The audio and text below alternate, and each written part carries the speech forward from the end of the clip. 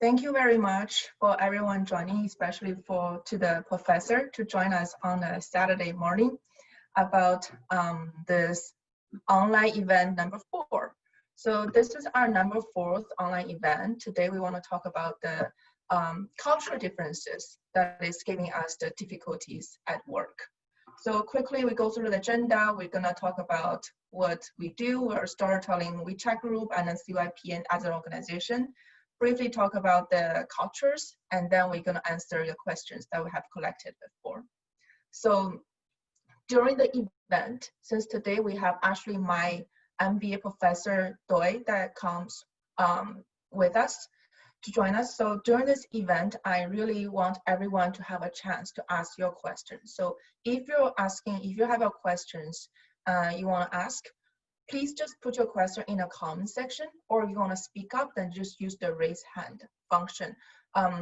Elaine, our CYPN officer, will unmute you and allow you to join the conversation with us. So don't think that your question is not going to get asked. So I'm going to quickly go through this slide. So this all started as me having a WeChat group called Storytelling at Work. And this WeChat group, the reason of me running that WeChat group is I want people to join in the group and then ask a question about only communications at work specifically, so other people can chime in and help each other. So it's really scenario based. So if anyone asked a question, I encourage people to have what exactly happened in your work. So that is actually very encouraged, and it's English and Chinese, and we also have a lot of events I've already held, like how to do small talk, how to manage up. I see a lot of you have questions about these too, so we actually had events have held previously. So if you want to join the WeChat group, then just email this email about your information and who you are, what's your WeChat ID, then I will admit you. I will add you and then admit you. And I will quickly go through this as well. So recently, not long ago, that WeChat group, I was admitted to this our non-profit organization, Chinese Young Professional Network. So it's a registered non-profit organization, and we also host leadership professional events. If you want to follow this non-professional organization, here is the WeChat page, and we constantly are waiting for volunteers. So absolutely, if you want to contribute and join us, join my WeChat group and then join this. So today I am inviting my professor, my own professor, Professor Doi. And Professor is the executive coach and instructor of all MBA level courses at UC Berkeley, UC Davis, my school, and then the Berlin School in German, and many other schools. And he's also the CEO of Berkeley Executive Coaching Institute, and he has also very much experience in industrial management, customer service, business strategy, and has served many, many clients in Bay Area and more. So I want to give my professor a round of applause, even though everyone is muted, but still, let's still welcome Professor to give us his time this Saturday morning to help us with this challenging in culture. Thank you, Professor. Thank you for having me here today. It's a pleasure to be here. Okay. So handling cultural differences at work. So Professor, I have collected many, many questions from the audiences today. And by the way, audiences, if you have questions that you think that is not on the slide, you want to specifically ask Professor, use the comment section or use the raise hand function, and then we will have you to chime in to actually have this interaction with the Professor. So first of all, Professor, how do you engage during a conversation that's already started? And just to give you a little background from my culture, I suffer from this a lot because in my culture, my education, maybe as an East culture or as a girl, I was educated to not interrupt people. So what happens to me is that if I want to join a conversation that's already started, I wait for a time. There's a gap for me to chime in, but it's just like keep going, and I used to just ended up standing there and then feeling weird. So how is the Western way working on this, and how should we? What's your comment on this one?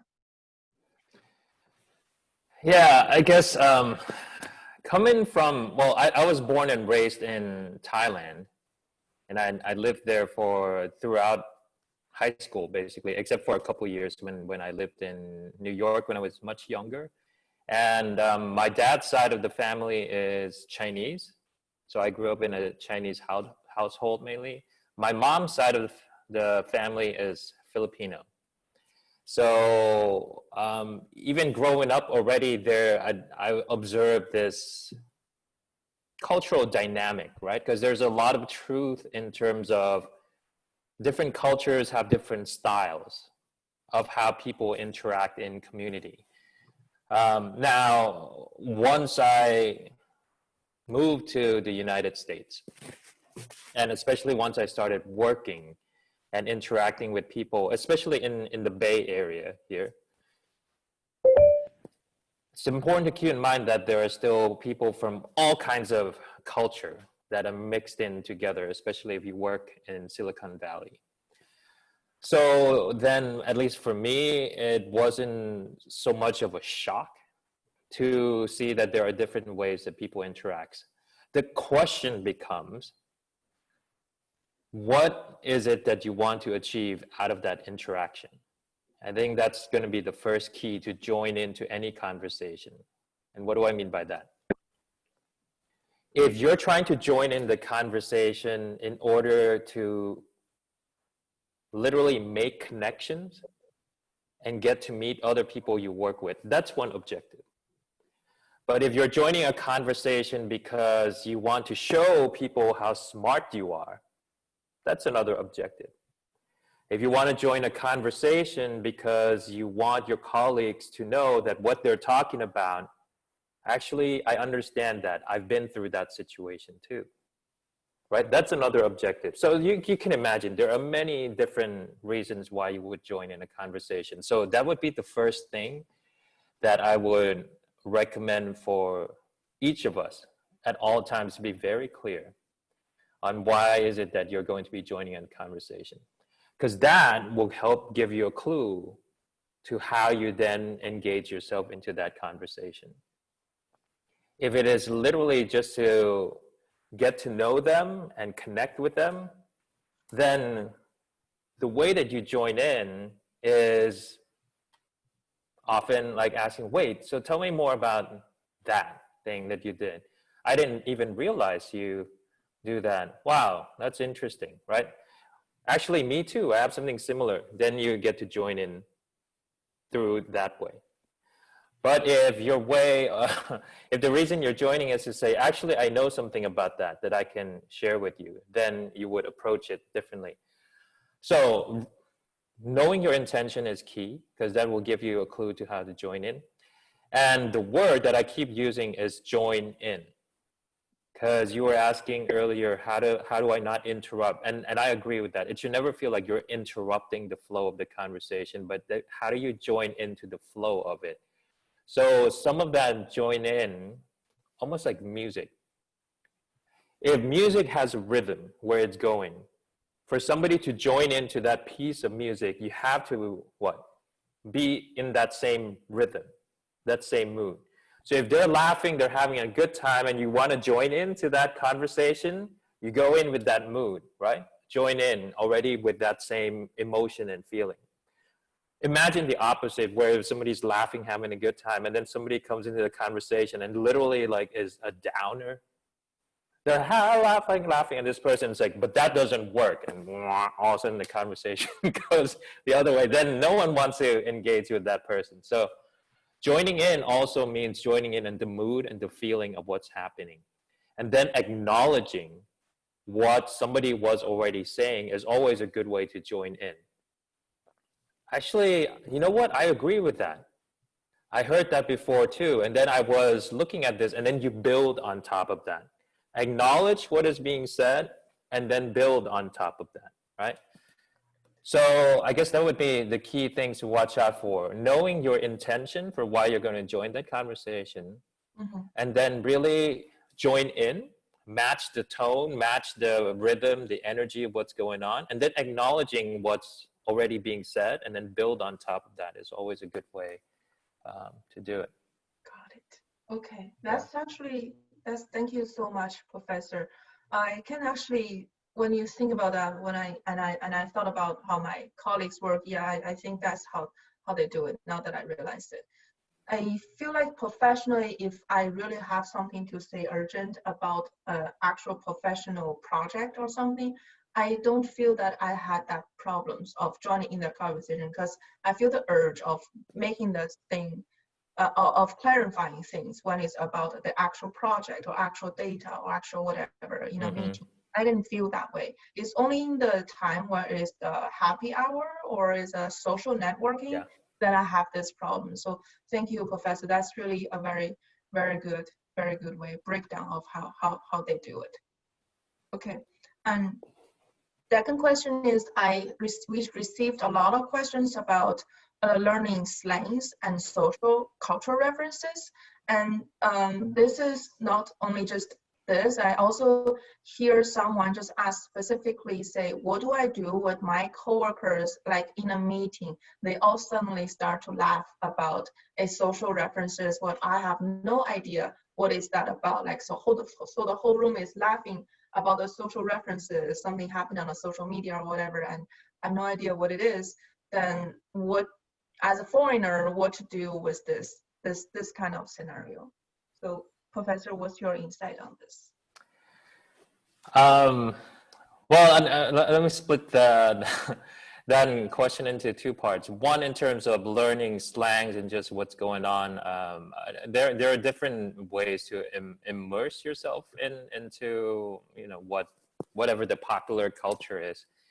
And for me at the time, I remember when I was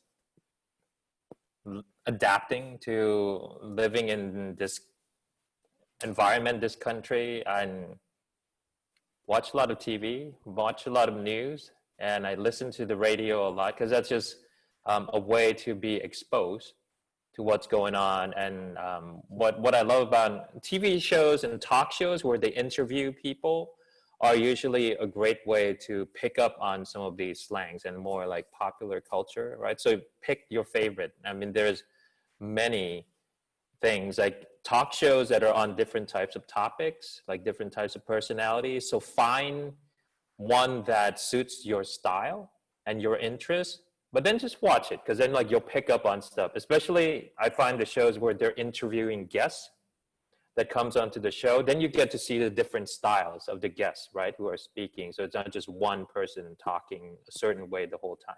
That helps. But then the second part around, like, if there's people are start laughing about something or talking about something that you just don't understand, well, two ways you can handle that. First of all, don't pretend to understand it or get it, because there's nothing more awkward than if everyone's laughing and you're laughing along, and then somebody turns to ask you about it and you have nothing to say, then they know you're being fake, and that never works. Well, similar to what I was saying earlier about joining in, everyone's laughing, you don't want to sit there and look angry. But there's a difference between, that's so funny, and you don't know what you're talking about, versus,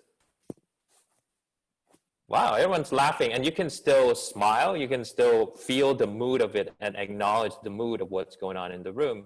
And if you feel comfortable, like turn and ask the person next to you, it's like, I'm not familiar with that. Like, why was everybody laughing? Like, tell me. In the moment that could happen. Or if you feel more comfortable afterwards, ask somebody who you're closer to, whether they're in the meeting or maybe even somebody who's like your friend who wasn't in the meeting, and say like, earlier they were talking about this and everyone was laughing. Why was it funny? I don't understand. Like, find somebody who you can trust that you can talk to.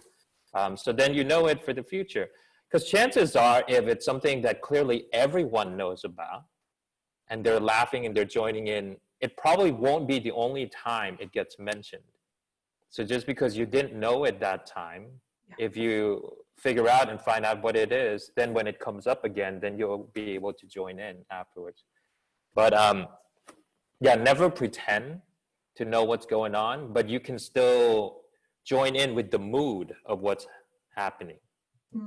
So the third topic may a little bit overlap with the second question is, we got this question a lot, several times, is that what your colleagues is talking about sports, but I'm not into sports, or I'm just not following the sport trend, or something like this, but this is the only thing that they talk about. So what should I do when I'm not interested in it?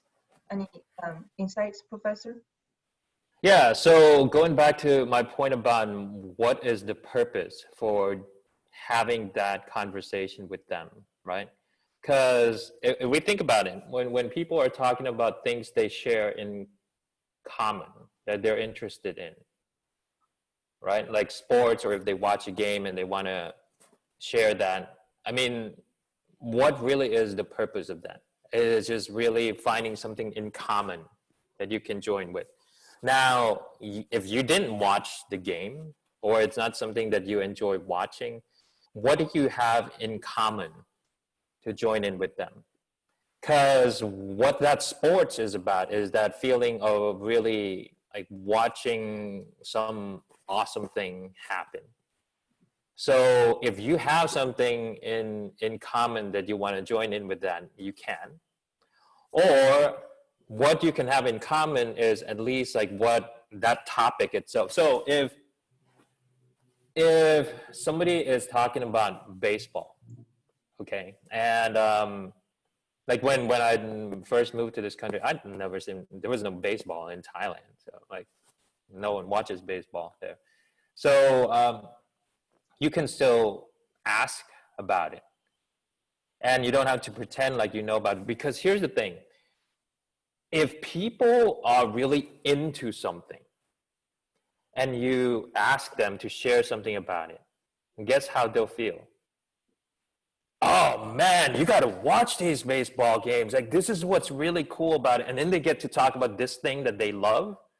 So what that happens inside our body when people are talking about things, you know, the dopamine kicks in, they get really excited and even that much more energetic about it. And what people remember, and this is important, I want us to pay attention to that, is not necessarily what you talk about with them, but how they feel when they're engaging with you.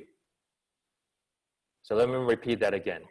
It's less important about what you're talking about, but how they feel when they're talking to you. So I don't know anything about baseball, but if I'm talking to somebody who loves baseball and I say like, wait, so tell me more about baseball. Like, what is it that you love so much? Because I've never been to a game. I would love to go sometime. Oh man, like sitting in the stand, and you know, like that feeling, they're feeling really good. They're feeling really happy. And what they're going to remember walking away from that conversation is, I like this guy, Doi. That was fun when I talked to him. I like this feeling. So it's not so much about what you talk about with them, but the feeling of what happens in that engagement. So sometimes you don't know anything about it, but you know they love it. So ask them to share with you, like, I've never seen a baseball game, but you love it. Like, tell me what is your favorite thing about it? What would you tell somebody who's never watched a game? Like, who's a great team to like go watch, right? So then they talk about this thing that they love and they feel great. And that's what they'll remember about how they engage with you. I don't know if that, does that help? Definitely. So next question, I think is Professor pretty much covered this already. Is we got a lot of asking about how to connect with a coworker in break from a first time. So you talked about knowing the purpose of the conversation and then find out the common interest of this conversation. Is there anything else you want to add on to this conversation, to this question? And well, if you think about the word conversation, right? It's, how do I put it?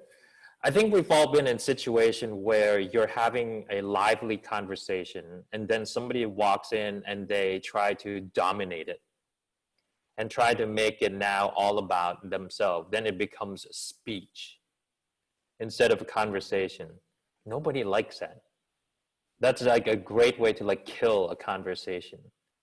So in a way, like we don't need to put so much pressure on ourselves to like, I better have this thing ready to say, and then it's going to sound smart when I speak, so everyone will like stop and pay attention to me. I mean, the truth is nobody likes that. Nobody wants somebody to walk in and try to dominate the conversation. So let go of any of that. But keep thinking more about joining in, contributing to that conversation, acknowledging what others are saying, because it's not about you, but it's about us and that conversation together.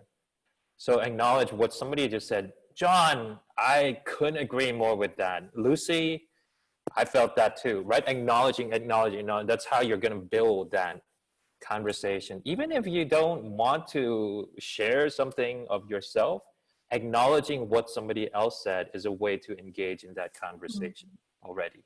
The next question is how to effectively build meaningful relationship with your colleagues while you have cultural differences. Okay. What's your insight on this, Professor? Well, that's an interesting word you chose there, which is meaningful relationship, right? Meaningful. Because if we're talking about like even thinking about that word, what makes a relationship meaningful? For me, it's meaningful when I care genuinely about that person. It's meaningful because I actually want it, as opposed to something I have to do because, well, I need to get this job done, so I'm gonna try to have this small talk with this person just so they give me the thing I need, right? That's not really a meaningful relationship. But meaningful relationship has something to do that goes beyond just transaction. I do this, so you give me that. That's a transaction. Meaningful relationship means there's probably an ongoing, there's growth, there's building, and there's knowing the person beyond just who they are on paper. So that already gives us a clue to how to build a relationship that is not just on the surface or just transactional.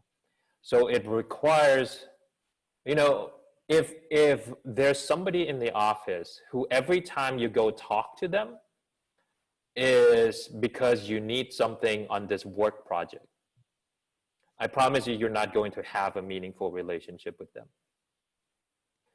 Versus somebody who sometimes you go to talk to them and it's not just about you needing something from them, but to genuinely find out like, hey man, I heard there was a fire the other week near where your house is. Are you guys okay? Is everything all right? And you genuinely show care for the person, and then that's it. That's all you want from that conversation, and then you walk away. Imagine how that person's going to feel, right? It's like, he didn't come here because he needed something from me. He genuinely wanted to find out how I was doing. That's going to start to build some trust and genuine care. And the fact that you pay attention to the fact that this person lives near and that is going to make the person feel good. So that's one way. And then of course, when it becomes a two-way thing where, you know, if they're sharing like, yeah, man, like the air quality was really bad. Like we had to, you know, adjust and do all these things. And then you're willing to share yourself too. It's like, actually us too. I had to like really move my kids. They couldn't go to school because the school closed down. Man, it was tough. But yeah, so anyway. Got it. Right? So then it becomes a two-way thing. Then you start to have a more meaningful relationship. So the key thing is don't just have a conversation with somebody when you need something from them or just make it all about work. You got to go way past that in order to make it something more meaningful. And it doesn't have to be something serious all the time. It's got to be spirited. It's got to be fun sometimes. It's going to be more relaxing sometimes. So that's why, going back to your point about happy hour can help with that, because it provides space where you can have conversations that's not just about work. Then you can go past the surface. Got it. So this is still another slide of the cultural differences. So someone asked, if your manager or seat manager is from another different culture, is there anything we need to pay attention to? Do we need to learn their culture a little bit in America workspace? So what's your answer on that, Professor? I mean, it's interesting that even this question itself, I think, reveals some of the cultural differences already. Right. Because if you ask a lot of more traditional American employees, they'll be like, well, it's the manager's job to get to know me. Why do I need to get to know? So there's a little bit of this cultural difference. And the truth is, I mean, I imagine that a lot of you are working in some really successful companies, pretty big companies. And all of the managers and skip managers are constantly being told that a part of their job is to get to know the people in their team. And these days, especially, the environment that we're in America especially, the conversation around diversity, equity, inclusion, and really trying to embrace people of different culture is so strong right now. Like, that is the conversation, and that is a part of what every company is watching out for. And the people who are the most responsible for that are in those leadership positions and in those management positions. So in a way, I mean, I appreciate that we're thinking about this, but keep in mind that your managers are being asked to pay attention to these things already also. And oftentimes, if you're wanting to engage somebody and,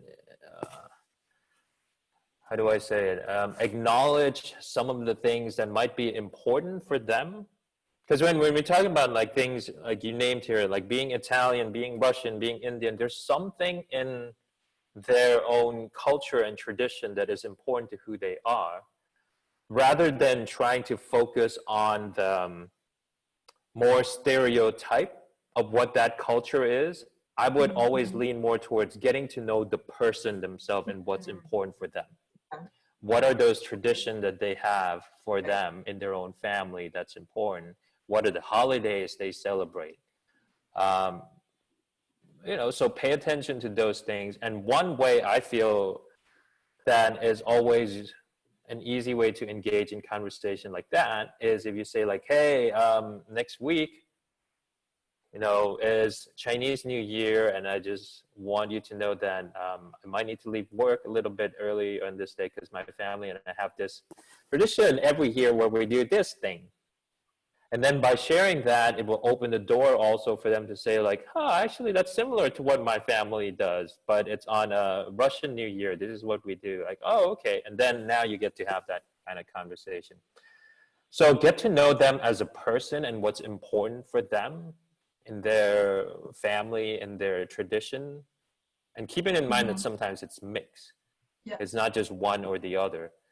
And one way to do that is also getting to share a little bit of what's important for you from your own cultural and upbringing, because then that opens the door for that dialogue to happen. Yeah, the point is that to not show that you're smart about their culture, but actually ask about their culture. That's right. Yeah, ask about their culture. That's a very good way. Yeah. So the next question is how to get recognition and visibility from the leadership, I guess, without bragging or being too aggressive. And this, again, I feel like is very Eastern cultural-based language, because I imagine some other culture were not worried about being braggy or being too aggressive. Am I right, Professor? Yeah, and you know, coming from the other side of this equation, because from a management standpoint, I guess this is where you got to give leaders and management a little bit of benefit of the doubt here too, that we see past just the people who talk a lot. And I can't tell you, like, behind the scenes how many times I've been in meetings with senior leadership where they'll, you know, like, so let's say we just came out of the meeting where somebody who is more of a junior analyst, like, was doing a lot of the talking. And in the meeting, everyone is nodding along because it seems like this person is talking a lot, right? And like getting a lot of airtime. Behind the scene though, those senior leadership was not happy with the person. It's like, who's that? Who just kept like talking on and on? Man, gosh. But in the meeting, they're trying to be polite. So they're not saying like, okay, can you just stop talking now? So just because somebody is talking a lot, I don't want you to automatically think that people who are in senior leadership position will think that's a good thing. Just because they don't say anything about it in the meeting doesn't mean it's a good thing. Now, on the flip side, the quality of the work, that's what really gets noticed a lot. Right? So then when, going back to that experience, in that senior leadership meeting, I'd be like, and by the way, who came up with this proposal? Man, this is really good. And then that's when your manager or somebody who represents you will just say like, oh, actually, Joey did that. Oh, actually, Jessica did that. And then they'll say like, who's Jessica? And then like we start to talk about that person. And now all of a sudden you get noticed, right? Now, the key thing there though, in that scenario, as you can imagine, it's about making sure that whoever it is who will be in those kinds of conversation know that it's your work. And whoever it is able to advocate for you also in those situations. So this is where we're coming back to this question. Right. It's not about bragging, but it's about making sure that people do know when it's your work and it's out there. This is what I really want to advocate for us to watch out for. Because oftentimes in trying to be a good team player, we end up people not even noticing that it was your work or your contribution. So this is the part that we should fight for, which is when there's a work, then you help put it out there. And even if you might feel nervous about being the presenter on it, I would always advocate for you, like finding a way to be the one to present it. Versus like having your boss be the one to present it, then no one ever knows that that was your work. Right. Then how would they know?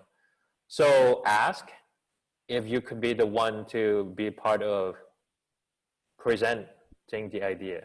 Or if it's something that's in writing and then document, make sure that your name is included in there, right? Yeah. As opposed to just saying coming out of the data analyst team, but who's the team? Like they never know. Like you need to make sure that your name is included there somewhere, or you're the one who sends it out, or you're the one who gets to present it. And this is where building a close relationship with your boss is important. And more importantly, to know that they will advocate for you when it's in those kinds of meetings where you're not even presented. So let's move on to the next question is actually the next question and the question after that, I want to combine it together. Is how do we adapt to should we adapt to the environment? Like if I'm an introvert, an environment is extrovert, or if I'm this culture, environment is that culture, should we change ourselves? And how, as an introvert, how do you overcome the shyness? And how do you, stand out as an introvert? Yeah, I consider myself an introvert myself as well. But I happen to be in a lot of roles that require me to be very outspoken in a lot of ways, either as an executive or even like talking with a lot of clients who are very outspoken type people. And now, of course, like in the classroom also. So for me, what helps is, let me phrase it this way. I have to not make it about me, but it's about the purpose of what I'm trying to achieve. Oh, okay. And what I mean by that is, if there's a stage that is being said that talks about something that is really important, that I really care deeply about, and I know it's important for people to hear about this, I would forget everything, like that I'm shy, that I'm introvert or whatever, and I'm going to get on that stage because I believe so strongly that this needs to be done. That it's no longer about me, but about serving the purpose for what this is for. And because I'm so passionate about this cause that I'm going to get up there and I'm going to talk about it. And I almost forget that I'm nervous for a moment. So knowing exactly what is the purpose of it, of what you're trying to do, and if I believe in it, that helps me like overcome everything else. Now talking about the environment though, and do we want to change ourselves to adapt to it? Well, that comes back to the same question of like, why would we want to do that? Because there are even times maybe that we should not try to change because that is the right thing to do. So I'll give an extreme example of where if you're sitting in a room and everyone's talking about something that is clearly wrong, that is not the time for you to go along with them and be like, ha, ha, ha, that's funny, I'm with you. That's the time for you to even stay more grounded in who you are and make a stand there, right? Versus there are times when maybe it's the right thing to adapt to what's happening in the room, that if people are really afraid or nervous and scared, for you to acknowledge what's happening in the room and be able to say like, you know, actually I understand that feeling.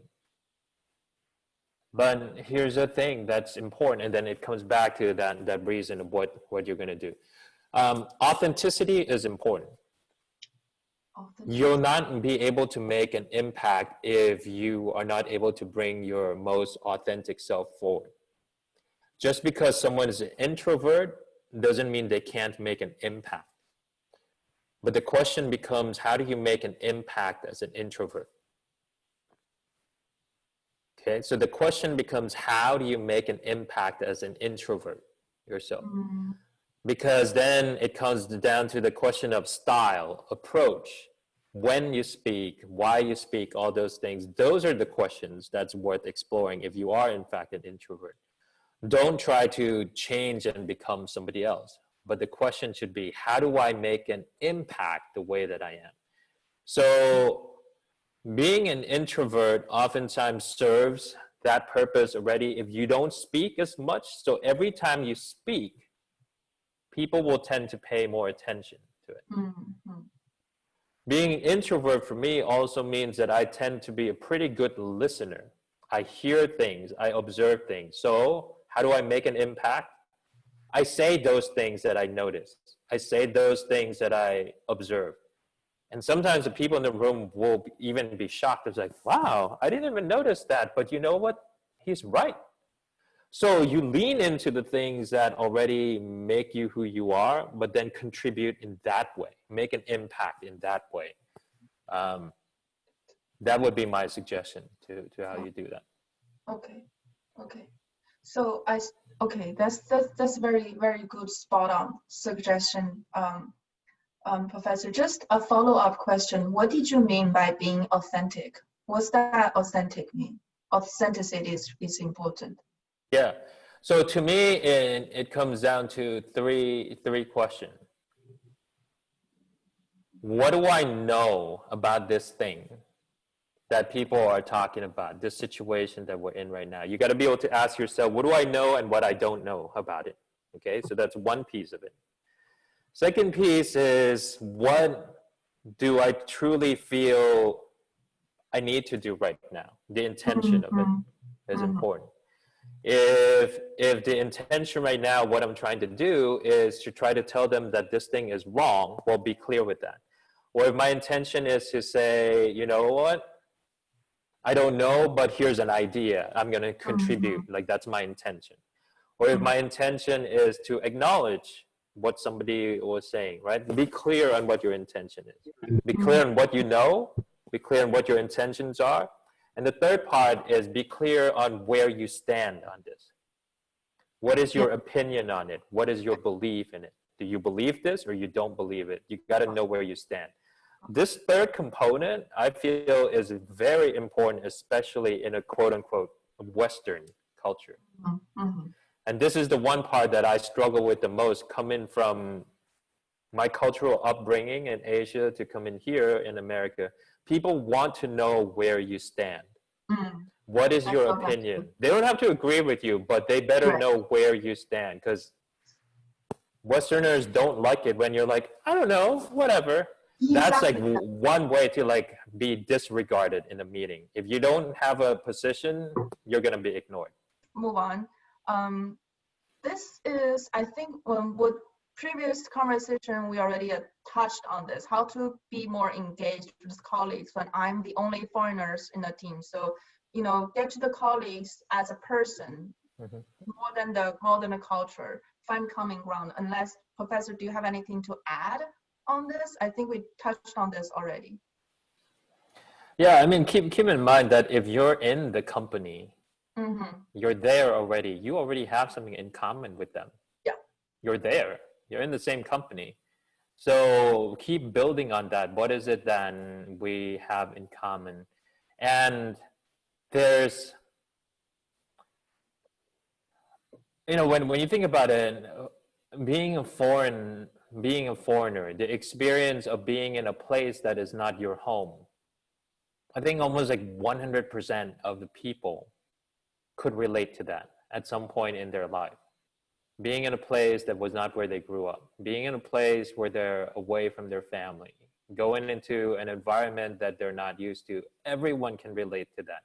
So yeah, sure, if you want to talk and share something about your own experience, then do that. But do that with that in mind, that when I share this, I know that I'm not the only person who has experience not being in a place that I'm familiar with. Right? And because each of us can relate to it in one way or another, and it might just spark something. Or you can even listen for that, because when they're sharing something about their day or what's going on, being in an outside of their comfort zone, then to realize that I can relate to that. In fact, right now, I'm living outside my comfort zone, and then you already have a way to join into that conversation. Got it. Okay. The last one is someone is bad-mouthing country in front of you. So what do you do in this kind of scenario? Yeah, this is where you might need to educate people. And in the environment that we're in right now. I always come back to the intention. Why you would speak about something. Is your intention to try to convince them that they're wrong? Or is your intention to say like, I don't know where you got this opinion from, but here's something that you might need to know. So it's not so much like trying to say that you're wrong, but to say that, well, my experience has been this. And you might not have heard this, but you need to hear this. And then you can go decide what you want to do with it. That's a different intention. You're wrong versus I'm going to share something and you go decide what you want to do with this. Or versus an intention of, hey, you know when you say this about China, where I come from, it doesn't make me feel good. If your intention is to help your colleagues know that it makes you uncomfortable when they say things like that, great. So be clear first, what is your intention? Then it will give you a clue to how you would approach what you're going to say next, right? And it could be a combination of those different things. But for me personally, and I've had my share of hearing people talk about things that I just like, what are they talking about? But my way of life, I always believe that people are entitled to their own opinion. And it's not going to be my job to convince people that they're wrong. But it's my job to at least share something that I know, so then they'll have a better informed decision. So my approach would always be more of that of, okay, look, I heard what you said. My experience, having grown up in Thailand, this is what happens there. And this is what I felt. So That is the truth. So I think you need to hear that too. And then I would just leave it at that. I wouldn't even try to debate, try to argue, and just say like, well, I'm just saying that's been my experience and you can decide for yourself. And I would just leave it at that. But that's my intention, right? Is not to prove they're wrong, but to say this was my experience. And I'm going to contribute to your learning. So you need to figure this out on your own. So for you, what would be your intention for engaging in that conversation? I think that's up to you to decide. But including if you're like, you know what, at this moment, my intention is to get back to my work and not even try to stress myself out, and you're going to choose to walk away from it, fine, right? It's your choice of what is your goal at that moment in time right now. And then let that guide how you would approach that situation. Got it. Okay, so we got some questions from the audience. Elaine, you wanna talk about the questions that we have got?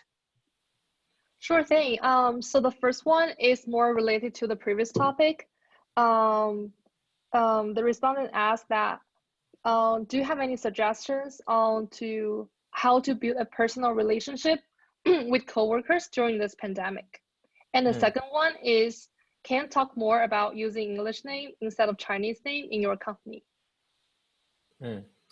So the first question, during this pandemic, I mean, most of us are working remotely. We don't even see our coworkers in person right now. And the reality is we're all challenged in different ways.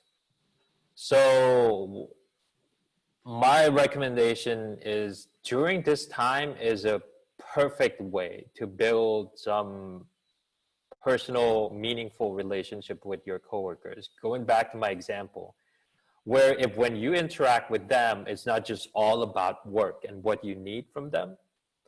Let it be more about like, hey, I just want to check in how you're doing, right? And that could even be a part of an email that you send. If you send an email out and it's just asking about work, then that's very transactional. But if you send an email out and you're like, hey, by the way, I just want to make sure that this meeting time works for you. And if we need to adjust, I'm totally understanding because I know you got to take care of your kids right now too. So let me know. Even if you put a level of care in there, it will help your colleagues, especially during this time, really start to build on that trust and meaningful relationship. So you don't need to go to a happy hour right now because no one's going to happy hours, right, to make that happen. But you can still insert that level of personal connection and really taking the time to care for them through emails, through phone calls, even in meetings when you're meeting. Like ask about how they're doing, not just jump right in to talk about the work. And listen very carefully to what people are saying and sharing because they will. And it might be slipped in like very like casually or maybe even one sentence of like, oh, and by the way, we got to move our meeting next week because my kid's school is starting up. So if that's okay. And once you hear that, pay attention to it. Because then later on you can acknowledge and check in with them on those things. So pay attention to what's happening right now. Yeah, especially right now. I think that's key. Yeah, we're in this pandemic. We are never so apart and we're never so close because we're all in this together. Yeah. So it's a perfect time for getting a personal engagement with the colleagues during this pandemic. Totally. And the question about the name, yeah, I'm just curious. Whoever asked the question, if you can expand a little bit more of what made you think about that question? What are you thinking about between English name or Chinese name? What are you thinking about there? Yeah, whoever asked the question, can you mind unmute yourself and elaborate? Hi, this is Yi. Can you hear me? Yes, hi Yi. Hi. Why I'm asking this question is I noticed I hardly see any like our Indian colleagues use English name. But I see it's very, very common for Chinese to use a English name. Right, right. Personally, I had this experience when I first came to state. Because people had difficult time to pronounce my name E, so I used the English name until one day, one person came to me and say, "I just wondering why don't you use your Chinese name E? It's beautiful." That's what the person told me. Is there any specific reason for you to use Lillian instead of E? Then I tried to explain to him, and he said, if you persistently teach people to pronounce your name, they will get it. So I switched back to E, and I really feel better. So I just wondering how, as a professor, how do you see this? What's the cons and pros between this use English name or Chinese name? Yeah. Well, I appreciate, okay, now I understand the reason for your question. And going back to this whole idea of like being your authentic self, I think this is also a personal choice that you're going to make. Because I've seen it in all forms. And by the way, including some of my Indian students or even the executives who I work with. And sometimes it's not necessary changing it to an English name, but they'll shorten their name. Right? Let's say like their full name is Subramanian. They'll say like, just call me Subu. Right? So then that becomes the name that they use. And, but then some people will insist on their name as it is and not change it. And that's fine. That's all up to you. And then I've seen people will say like, you can call me Subu, Subramanian, whatever, don't care. And I was like, no, but I really want to know, what do you prefer? And they're like, no, honestly, I don't care. So whatever is easier for you. Okay, fine. So I think this is a personal choice, but I will say this, that if you're changing it mainly because you're concerned about your colleagues, maybe you would want to consider, even if you really want to have an option that is easier for them, but you would actually prefer your actual name, then I would lead in with your actual name. But then if somebody is clearly struggling with it and you want to make their life easier, then you can say like, or you can call me Jane. I'm cool with that too. All right. But then like for the majority of people who would actually want to call you for what your real name is, then they'll be able to actually use that, especially if that's what you prefer. So personal choice, I would say. Because it's your name, it's your identity. It's up to you how you would want to be known, really. Outside of teaching, I also do theater. I'm an actor also, so I do quite a bit. And I've gotten like just once an advice from somebody to say like, my last name is Charnsupharindr. It's like, that's not a very catchy actor last name. Would you like change it to something else? And I actually tried to change it like once, but it didn't feel right for me at all. And I even had like a colleague who was a director. It's like, they saw my resume and I was like, I saw the name and I was like, but that's not your name. And I was like, yeah, somebody gave me that advice and maybe I should change it. She's like, I don't know if I agree with that. And then I thought about it some more. And now I've decided to keep my long last name because that's how I want to be known. In fact, I'm going to lean into that I'm the actor who has 15 letters in my last name and it's hard for them to pronounce it. It's like, great, that's how you're going to remember me. And still, they can't pronounce it, but that's how they remember me now. When I walk into the audition room, it's like, oh, right, it's that guy with the long last name. How are you doing, right? Fine. Then they'll remember me. I'm cool with that. Okay, great question. Follow-up question to that. So my name, my first name is often misspelled. But I feel they might not, they probably just some autogrammar check or something that made them to like, or just an oversight.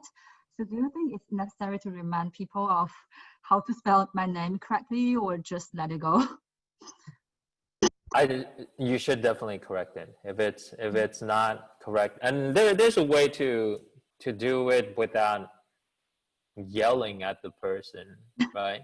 I mean, there's a way to do it cordially, but yes, you should correct it. You should just let it go. Okay, thank you. Any other questions? These are all very good questions. Before we move on. You know, and on that point, like everything that we're talking about in terms of our identity, how we present ourselves, and you wanting to correct the name, I always think about it as do unto others what you would want done to you. So what do I mean by that is, if this were happening to somebody else, okay? Let's say if you accidentally type somebody's name wrong without realizing it, what would you want them to do? You would want them to tell you, so you don't keep making the same mistake, right? Yeah. So if that's what you want from somebody else, you got to do that for them also. And by the way, my name is actually spelled with an O and a Y, not an I, just FYI. Because then when it comes time when somebody else, you know, the situation is reversed, you would expect the same from them. So you got to role model what you believe in. So then that way it's reciprocity. Thanks, Professor. Okay, let's move on to the next big chunk of the topic. Professor, you're also my professor of public speaking and storytelling. So we actually received some question about this part. So this is what you teach us, and here's the questions from our audience. So improving public speaking skills, a lot of people ask about how to overcome nervousness and how can I talk confidently with my accent. So what is your suggestion and insight on these questions? The difference between a very experienced speaker and somebody who is starting to develop as a public speaker is not the lack of nervousness. You can ask any speaker who does this for a living. There are going to be times when you just get nervous. And it doesn't have to do with the actual event itself. Sometimes it could be what's going on a given day for you. You're not feeling 100% yourself, so you're feeling nervous, you don't feel prepared, whatever that might be. So nervousness is a common thing. But the difference between an experienced speaker and somebody who's starting new is that the experienced speaker has more experience, so they know what to do when they feel nervous. So my answer to that question about how to overcome nervousness, I would suggest rephrasing that to, what do I do when I feel nervous? Because that is the question that the experienced speaker has figured out, what to do when I feel nervous. And the simplest way of answering that is basically repurposing that energy that you feel, because in nervousness is kind of like I'm feeling shaky, I'm feeling, God, I can't really breathe, I can't stay still, you know, whatever that nervousness looks like for you, I got to change that and use it. Some people talk about feeling butterflies in the stomach. You might have heard this phrase. Yeah. Right? Butterflies in your stomach, that feeling of where there are things moving. It's like, okay, great. Then using that analogy, you just got to figure out how to make the butterflies fly in a way that really elevates what you're about to do. If I'm feeling nervous, I got to put all of that energy into what I send out to my audience. Mm-hmm. And I'm feeling energy, which is good. I'm awake, I'm alive. I have a lot of energy today. I'm going to use all of that to serve whatever it is that I'm about to speak and say. Now, for me personally, I think about the technique that I use. I call it the ABC. A stands for anchor. Anchor, like an anchor to a boat, is really how you get grounded, how you get stable. Now, anchor can be a physical thing. For some people, it's literally find a place where you can sit in a way that you feel grounded and still, or stand in a way that you feel anchored, right? It could also be a mental thing. Anchor can also be a state of mind of what is it that when you think about it really gets you to focus? What is it that when you think about it really gets you to come back to who you are? I wear this gold chain with me all the time. This, my grandmother, my ama, actually gave this to me the year that I was leaving Thailand to come study by myself. So I always keep this around my neck all the time. She's passed away several years ago now. But I wear it around me. So when I get nervous, I actually tap this necklace. And I tell myself, it's like, just make Ama proud. That's my anchor. I think about her, and when I'm going into an event or if I'm going to a meeting that I feel nervous about, I'm not joking. I would literally picture what she would think if she was sitting in this room now. And you know, my Ama, she's never left Thailand, and she wasn't really educated either, and she's never had like a corporate job. So I always find it like funny and endearing to imagine her sitting in this auditorium and what she might think watching her grandson up on stage right now. And I know she would be beaming with so much pride, so much like joy, and that calms me down. And that makes me feel like, okay, whatever you do, just get out there and make Ama proud. And that's what I think about. So that's my anchor.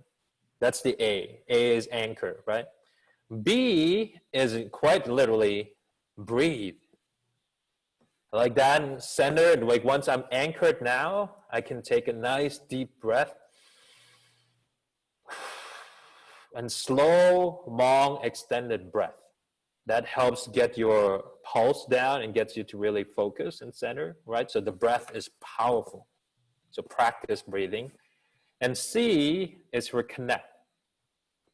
I think about connecting to what's in front of me, connecting to where I'm at, connecting to what I'm about to do, what I'm about to speak about, right? I got to stay really connected to it and stay, some people will call it getting in the zone. Like, don't worry about all the distractions outside of this room right now. I'm connect with what's happening right here, right now, and the people who are right here in front of me. And that helps just bring everything into focus, and then I can get out there and do what I need to do. Anchor, breathe, connect. A, B, C. That's what I use as a technique for myself. Thank you for typing that, whoever that is.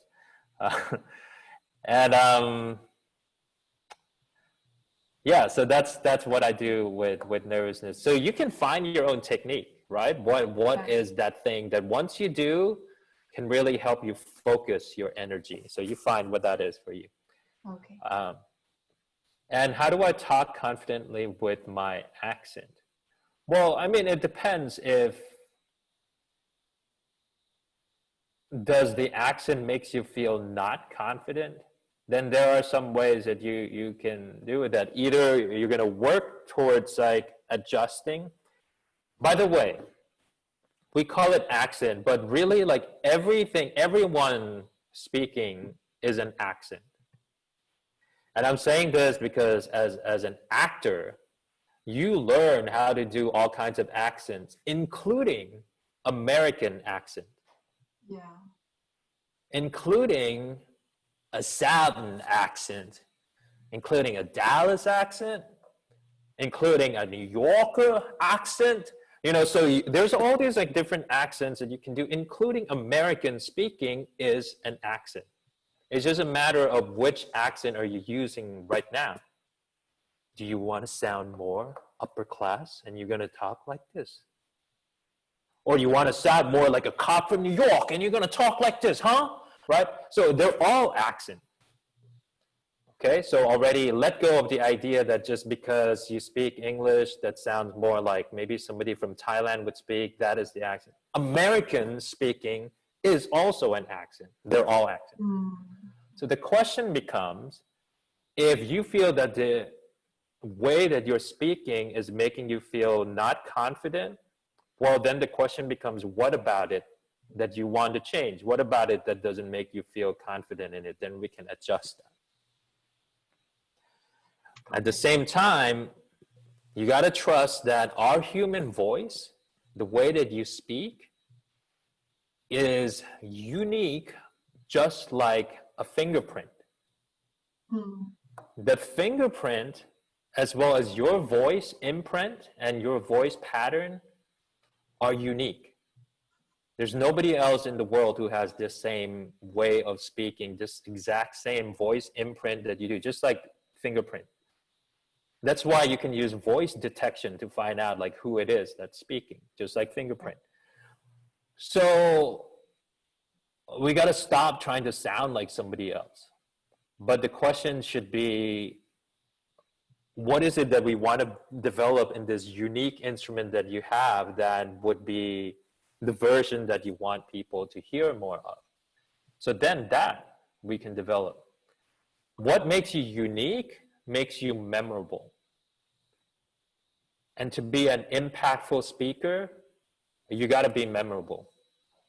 If by the time you're done speaking, nobody remembers you anymore, I'm sorry, it's as if you didn't exist. Yeah. So if your accent is part of what people will remember about you, I say, great. Then let's embrace that and let's really use it, you know, to our advantage. But if there's certain things in the way that you speak today that you want to adjust, then I would focus on adjusting those specific things. But I promise you, it's never about the accent. There's something in the way that we speak that maybe is not making us impactful yet, and we can adjust that. Got it. It's not about the accent. Yeah, and remember, everything is an accent, including American accent. Right. It's funny hearing these like British actors learning how to speak with an American accent so they can star in a certain Hollywood film. When really, and their reality is when they speak like this, when they talk like this, you know, and then they got to learn how to talk more American, right? So they got to learn how to do that too. If that's what you want, if you want to learn how to talk American, you can, just like what actors do. You can learn how to do that. But I don't know if you need to. You do it if that's what makes you feel good and feel confident, then you can do that. Gotcha. Yeah. Thank you so much, Professor. Really eye-opening. Okay. All right. If there's no more questions on this, then the next question is how to convince others. We got a lot of questions on this. Some people is convincing stakeholders or hiring managers about a proposal. How do I convince colleagues with my poor English? So any comments on this? What's your feedback on this, Professor? Yeah, so maybe I'll answer well, they're related. Yes, we got to separate out the message from the delivery. Yeah. Okay, the message itself and how you structure the message and what you say in it, the content is important. So when we talk about executives or high-level executives or stakeholders, decision makers, oftentimes what we want to hear is straight to the point. Okay, what are we talking about? What do you need? What is the decision that you need? And how did you come to that decision? Done, right? So we don't need a whole lot of like long drawn out. In fact, some executives are very impatient because they're very busy. Yeah. They don't need a whole lot of time. So then you got to think, what do I put in there in the content that is to the point, but clear and succinct? And then there are techniques that you can learn in terms of like how to structure it, right? Like what we talked about in our storytelling class, having a clear beginning, middle, and end. So then it's not all over the place, convoluted. Having a vertical takeoff that grabs people's attention right away. So there are things that you can learn in terms of technique of how to structure it. And at the core of it is understanding who your audience is. If your audience is executives who are busy, who needs to get the point done quickly, then you know what kind of content you need to put in. If your audience is a customer who has certain needs and wants, and you want to make sure they know that you understand what they need and here's a solution for you. Then you know what you need to put in there, right? So know your audience, help you determine what's the content you need to put in there. And then the other side of it, which is the delivery then. The delivery has a lot to do more with how do you want the audience to feel. Yeah. If you want them to feel excited, then the way that you deliver this has got to be exciting. The slides have got to be exciting. The story has got to be exciting. Your voice has got to be exciting. Your presence has got to be exciting. If you want them to take this seriously, this is important. I need you to pay attention. You're going to deliver it with a certain tone, a certain way, a certain slide, a certain message. Everything has got to signal that this is important. If it's supposed to be fun, your slide has got to be fun. The way that you deliver has got to be fun. Your energy has got to be fun. So all of that is determined with how do you want the person to feel, which is separate from the content of what you need them to know. And how do you want to make sure that it's clear and it's to the point, that it's convincing. So these are two different pieces. So then the question around the poor English. Now, my question then is, when you say poor English, is it because you can't articulate the content, or is it not confident in how you deliver it because of the English, or a combination of those two? Because then you know what you need to address. If it's the content itself and you can prepare that ahead of time, well, there are things we can do in terms of getting somebody else to help double check what we're going to put in, practice and putting a lot more thought and planning into the content itself, right? But if it's about the delivery, there are things that you can do to practice and get better with that, both from observing and learning from speakers, other speakers who are great examples, or then like taking classes and training that are specifically about how do you speak, how do you improve on that. So you can also do that. And I'm glad that you're not asking about the accent in this question, because like I said, it's not about the accent, it's about how you deliver that. If what you're doing is getting in the way of the audience understanding and feeling what you want them to feel, then adjust it. But if your lack of great English, perfect English skill doesn't get in the way of them understanding and feeling, then I wouldn't even worry about it. Professor, can you just explain more on vertical takeoff? Because not all the audiences here has attended our last event, which is the storytelling. So can you explain what is a vertical takeoff to everyone? Yeah, vertical takeoff is basically not a boring beginning. It's like the word suggests, vertical takeoff, like a rocket that shoots into the air, right? When that happens, it's already moving. It's not stalled. And also when that happens, it gets everyone's attention. There's something that is exciting. So when you start, I'll give you an example of what not to do, Say if I'm coming in to present, right? This is what not to do, don't do this. Hi, everyone. I'm here today to talk to you about a project that we've been working on for several months. It's a very important project, and I'm not going to take too much of your time, but I'd like you to really pay attention, and I think you'll get a lot out of it. And I'm going to, like, boring. Already you're going to lose like half of the people in the room. But the kind of beginning that will, instead of telling people what you're about to do, you actually do it right away, okay? Got it. Now, we've all heard throughout the several months that our company is struggling. What I'm presenting today will not only get us through this year, but set us up for an even more successful 2021. That's an example where you literally start with something that grabs people's attention, addressing what's already on their mind, and like you're already moving into So let me get started, and you're really into the presentation already. All right. Thank you, Professor.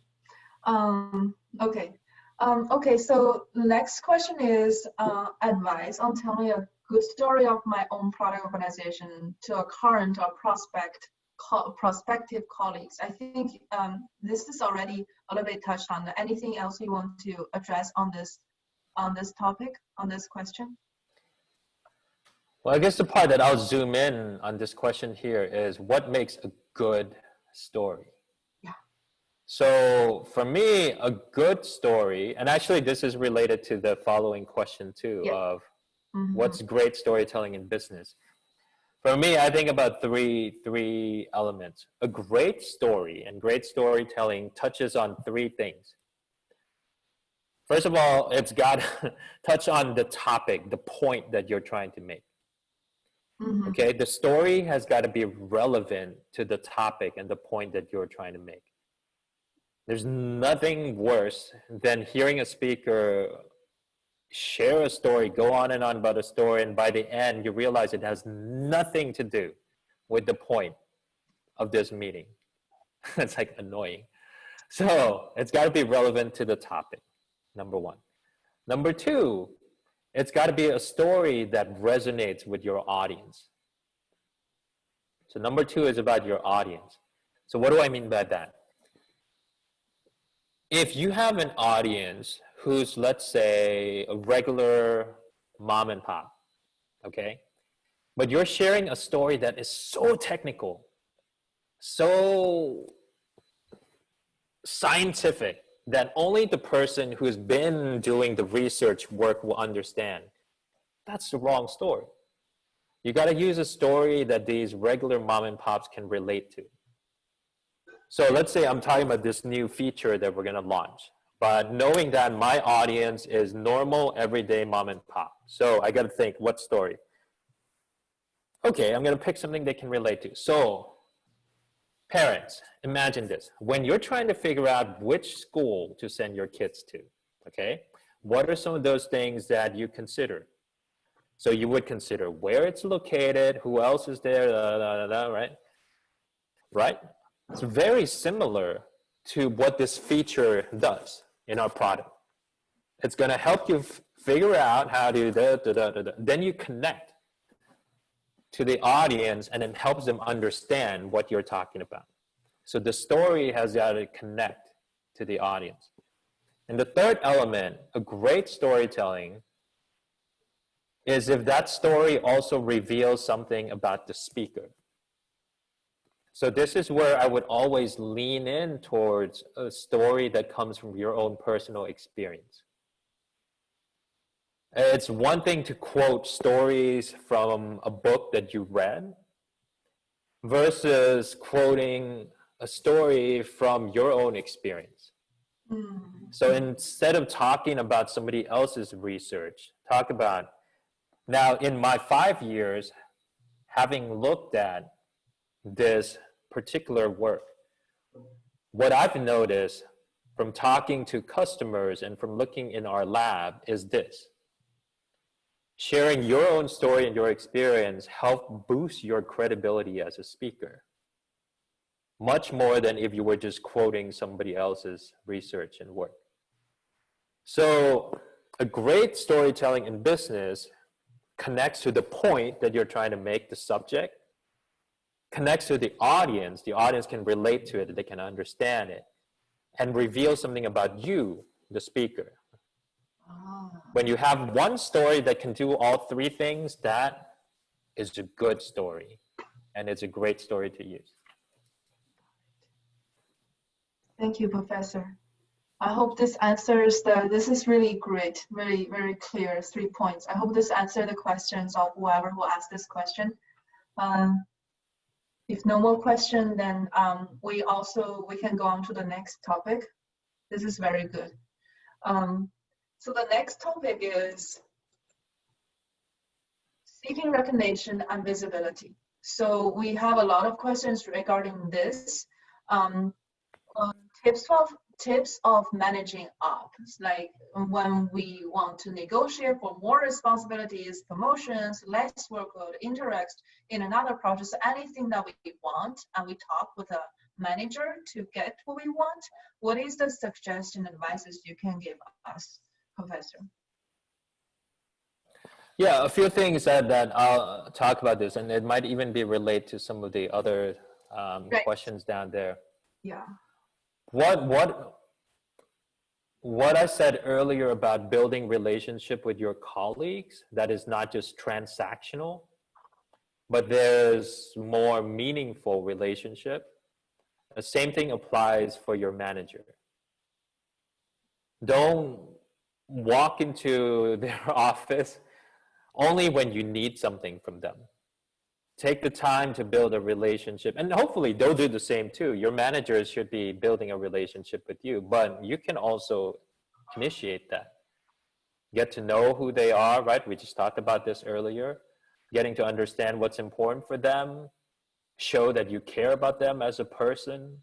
Don't just go in there when you need something from them. That's number one, very important, to have that established relationship.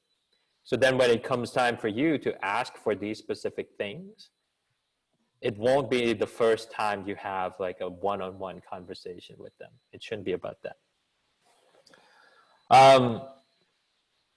Number two, managers are, how do I say this? They could always use some help with knowing how to manage their people. And it's always a gift when the manager can know what the employee wants and needs. Because otherwise they're sitting there trying to guess what each person in their team need, trying to figure out, am I doing the right thing or not? It's a lot of work, and it's tiring, and it's stressful too. But when you can have an employee who is really good at saying like, hey boss, here's what I need. Could you help me with that? And they might not be able to help you. They might say no, but that already makes the job like so much easier that they don't have to guess. So knowing that, these conversations are not a bad conversation to have. To say like, hey, less workload, right? I mean, there's a lot going on right now and I need some help with this. So can you help me out? Those conversations are not a bad thing. So that's number two, like to keep that in mind. But number three, managers and leaders appreciate employees who don't just come to them with problems, but come to them with solutions also, or ideas of solution. So for example, that less workload thing. If you come to them and be like, there's so much going on right now, I don't know what to do. Okay, you can still have that conversation, but it's a lot of pressure you're putting on the boss to figure that out. But if you come to them and say like, hey boss, there's like so much going on right now and I'm really trying to make sure I do a good job. So I want to run an idea by you. So here's what I'm thinking. I'm going to focus on this project first because I know the company needs it and we got to launch it in 2 weeks. So if it's okay with you, I'd like to dedicate these next 2 weeks to this project, which means this other thing, I might just get to about 20% of it, but then I'll get to it after the launch in October. Is that okay? Now you're coming to them with a problem, but also an idea. They might still say that, well, let's think about this. I have an even better idea. How about we have Joey take care of this other thing so then you can focus fully on this project for the next couple of weeks. How do you feel about that? Great, even better, right? So they might still have other ideas to discuss, but at least you're coming to them with a version of an idea already. So that's always helpful. And by the way, that makes you look good. It makes the boss feel that, this person actually is able to solve problems, is able to think about priorities, is able to understand what's important for the company and for the team. I kind of like this person. So you're already planting the seed for that you're not just an average worker. You're able to think and see the big picture. So come to them not just with a problem, but with an idea of a solution is always appreciated. And then last but not least, to be open to feedback and suggestions. So for example, if you want a promotion, you want something, it's one thing to come in and demand it. It's like, I think it's time for me to get a promotion and I want it this next round of promotion cycle. And that's pretty demanding. Versus come in and say like, hey boss, I've been here for about 3 years now, and I know that the next round of promotions coming up, and it's something that I would really like to see happen. It's important for me, and here's why it's important for me. And I want to know, what can I do to set myself up for that opportunity? Now you're coming to them not demanding, but to say what's important, but then open to say like, what can I do?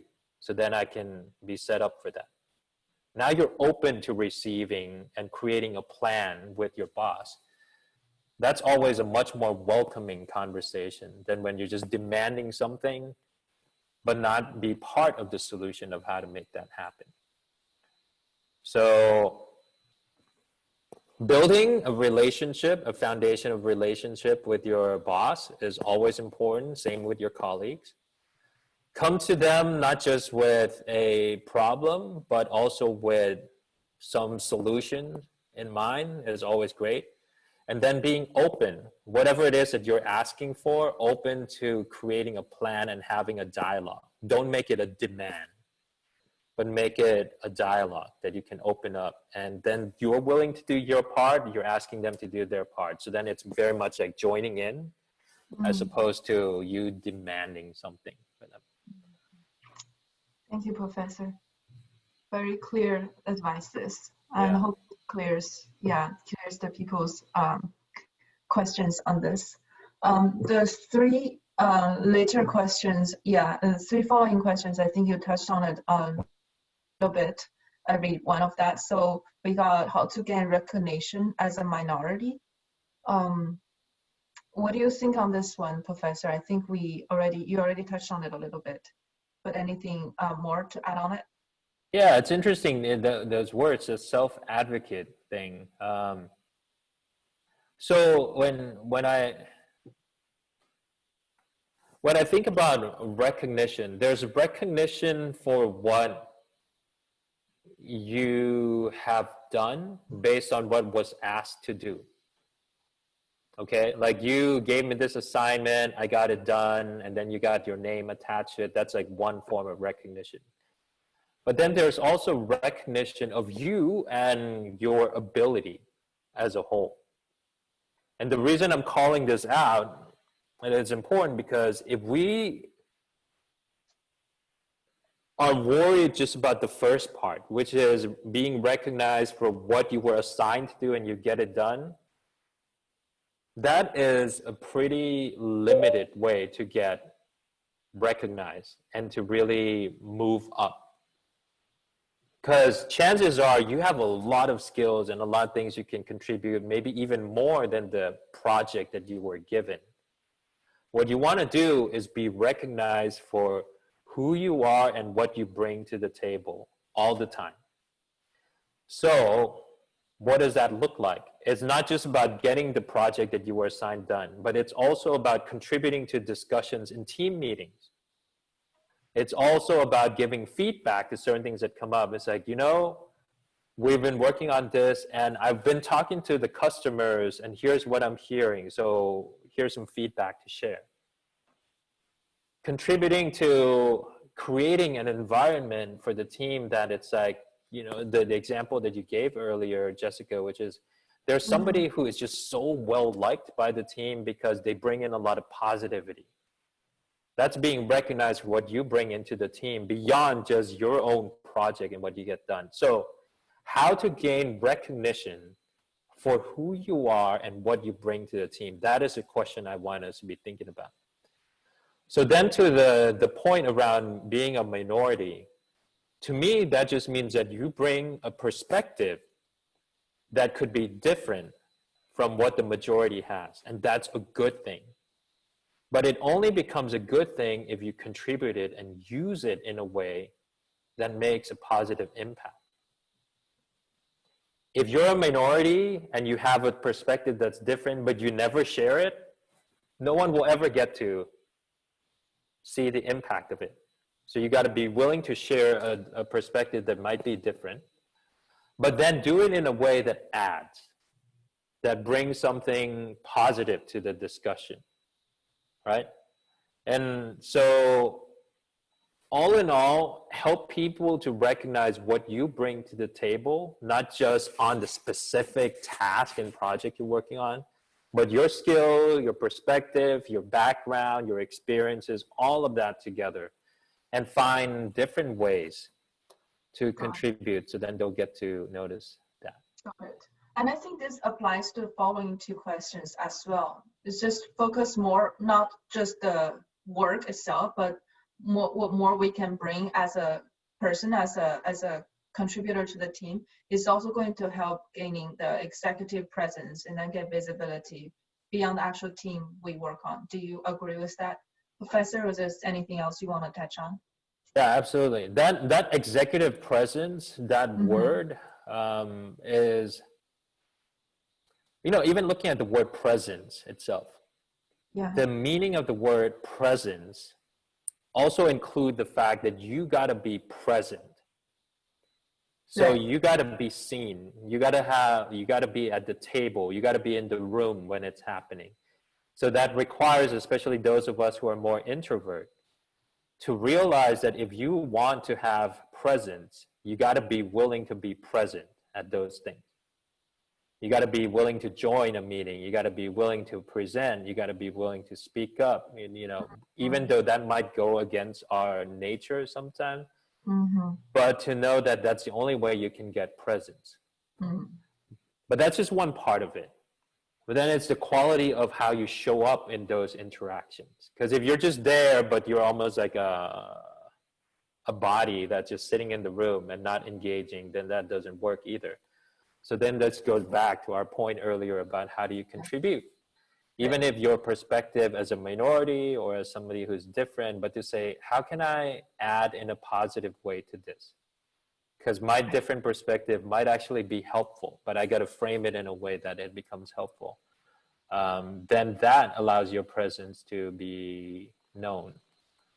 An executive presence never means you're the one who speaks the most.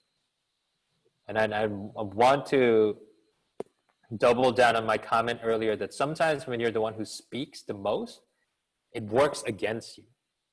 People start to get annoyed. Even the executives start to notice that. It's like, man, how do we get that guy to shut up? I thought it was like way too much, right? So it's not necessarily a good thing when you speak too much. Just keep that in mind. Great. Thank you, Professor. And I think we actually have gone a long time. We actually don't think we have time for this one. Just quickly go through what is a general advices you can give for us when dealing with colleagues, like pistol, bullet, or buzzer. What's a general advices you can give us, Professor, on getting along with colleagues? Well, there are things that you can do to set the foundation for a stronger relationship with colleagues in general.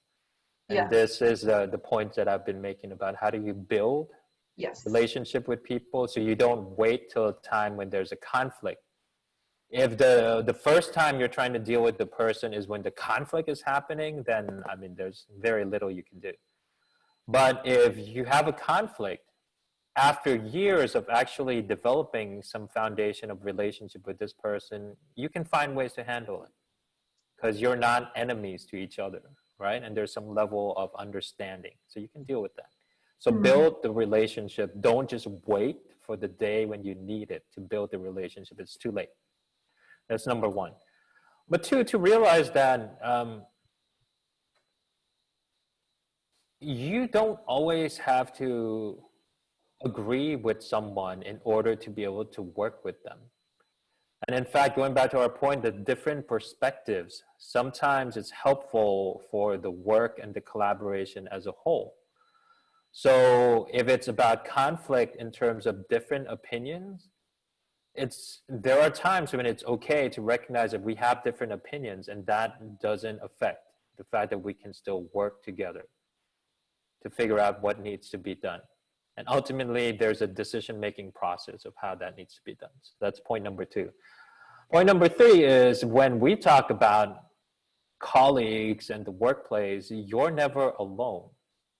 So never feel that you need to deal with a situation like this all by yourself. And it might need to involve your boss, especially this thing about feeling bullied. If that is a situation where you're in an environment you really feel that way, there are people you definitely need to talk to in the organization. And there are resources specifically that you can address that with HR, with, or maybe even your boss would be willing to hear that and talk about it. It's part of their responsibility. It's not up to you to create a positive work environment all by yourself. You contribute to that, but the organization has a responsibility to create that environment too. So you should never feel alone in that process, for sure. That point about the taking the credit piece, I think we touched on that quite a bit already, to make sure that those things don't happen. Yeah. Right. Thank you, Professor. This is a lot of information, and then we have taken up a lot of your questions. I think we didn't get many comments or questions from the audience. Do we have any questions from the audience? Just we can take 1 or 2 questions for now, considering the time that we have left. Okay. If no more questions, then I think this can wrap up our time of this and this event. It's really a good event, and from my professor. So want to know that the next step that we will be sharing this deck, and as well as the summary of professor's insight to us, and then we also have a Google Sheet that we are collecting a list of the books, resources, anything that is going to help people learn. And if you want to ask questions about storytelling communications at group, just in general, absolutely get added to the storytelling WeChat group by emailing this email address, and then I'll add you, and then you can ask your questions there. And this basically is a good place for people to ask your questions openly about your communications. And if anyone is having some recruiting or networking topics, you're also welcome to join. And also feel free to invite your friends.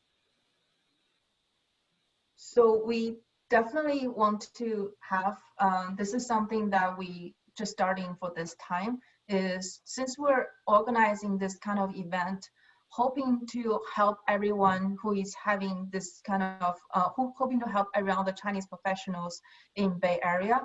And if you like our event, then just definitely join us of donating to COVID-19. What we're gonna do is that we're going to periodically summarize all the donation we received from you and then donate it just 100% to all the organizations like hospitals or any other nonprofit organizations who's just typically fighting COVID-19.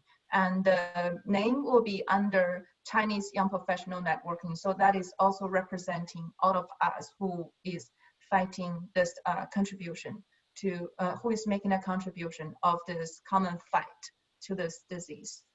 So that is everything I want to share for this event. I want to give a big round of silent applause since we are all muted to my professor. Definitely thank you, Professor, for giving us your time. It's actually more than 2 hours of we asking for your time. Definitely really appreciate you supporting us, and hope that we can stay in touch. And I'm sure that your insight is going to help a lot of us. Absolutely. Thank you, Professor. It's a pleasure to be here, and good luck, everybody. Just remember that bring your full self towards, you're already there, and there's a reason why you were hired into the team that you're in. So keep finding ways to ask yourself, given who I am, how do I make a positive impact? And that will help guide you into what you can do. Good luck. Thank you, Professor.